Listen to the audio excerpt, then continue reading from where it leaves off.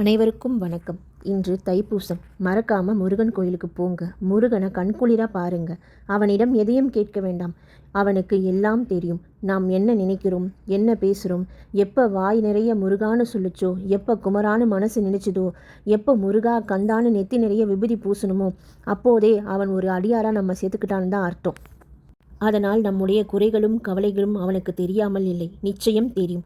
இருந்தாலும் ஏன் இதெல்லாம் தீராமல் இருக்கு, ஏன் என்னை விட்டு இதெல்லாம் அகலாமல் இருக்கு என்றால், இது எங்கிருந்தோ வரவில்லை. நாம் தான் ஏதோ ஒரு ஜென்மத்தில் பண்ணது நமக்கு திரும்ப வந்திருக்கு.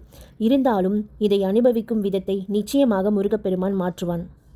அதற்கு ஒரு வழி காட்டுவதற்காகத்தான் இன்னைக்கு நம்மை கொண்டு வந்து இந்த அற்புதமான தைப்பூசத்தன்னைக்கு அவன் சன்னதியிலே நிற்க வைத்து அவனை பார்க்கக்கூடிய மிக பெரும் பாக்கியத்தை நமக்கு கொடுத்திருக்கிறான். அவனை பார்த்தால் போதும், திருப்புகழ் பாடினால் போதும், எல்லாம் முருகன் பார்த்து கொள்வான். கவலை வேண்டாம், மனம் சஞ்சலம் வேண்டாம். ஒரே ஒரு உண்மையை தெரிஞ்சுக்கோங்க. மனசு தடுமாறும் பொழுது திருப்புகழ் துணை நிற்கும். வாழ்க்கையில் திசை தெரியாமல் போகும்பொழுது வேல் வந்து வழிகாட்டும். கண்ணில் கண்ணீர் சொட்டும் பொழுது கந்தனுடைய கை வந்து துடைக்கும். அன்பார்ந்த முருக அடியார்களே, இந்த அற்புதமான தைப்பூசத்தன்னைக்கு யாரெல்லாம் முருகா என்று சொல்லி விரதம் இருந்தீங்களோ, யாரெல்லாம் காவடி எடுத்து பால்குடம் எடுத்தீங்களோ, எல்லாரையும் கட்டி அரவணைத்து காப்பாற்றுவான் கந்தவேல் பெருமாள். அனைவருக்கும் இனிய தைப்பூச நன்னாள் வாழ்த்துக்கள். வேலுண்டு வினையில்லை, மயிலுண்டு பயமில்லை, குகனுண்டு குறையில்லை, கந்தனுண்டு கவலை இல்லை. முருகன் சரணம். வேலும் மயிலும் சேவலும் துணை.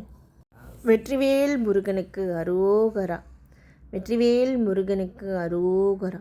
இந்த வீடியோ பிடிச்சிருந்தால் லைக் பண்ணுங்கள், ஷேர் பண்ணுங்கள், கமெண்ட் பண்ணுங்கள், அப்படியே சப்ஸ்கிரைப் பண்ணுங்கள்.